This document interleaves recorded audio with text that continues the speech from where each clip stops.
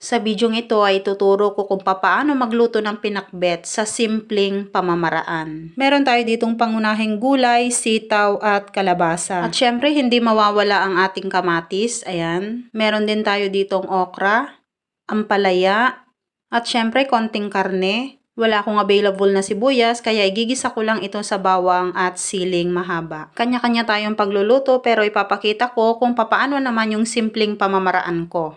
Lagyan ng mantika ang kawali.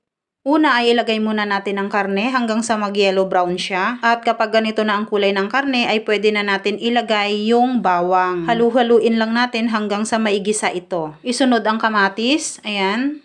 Halu-haluin. Then pag ganito na ang texture ng ating kamatis ay pwede nang ilagay ang ating boneless bagoong. Then kapag naghalo na ang ating kamatis at ang ating boneless bagoong ay pwede na tayong maglagay ng konting tubig, tansyahan lang dito. Then kapag kumulo na ay pwede na natin ilagay yung pangunahin nating gulay, ayan. At syempre habang kumukulo ay isunod na rin natin dito ang ating sitaw. At isunod na natin dito ang ating kalabasa. Isunod din ang okra.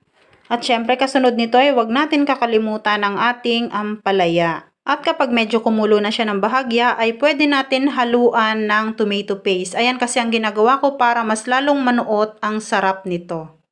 At kapag ganito na ang texture at kulay niya ay pwede na natin lagyan ng pampalasa.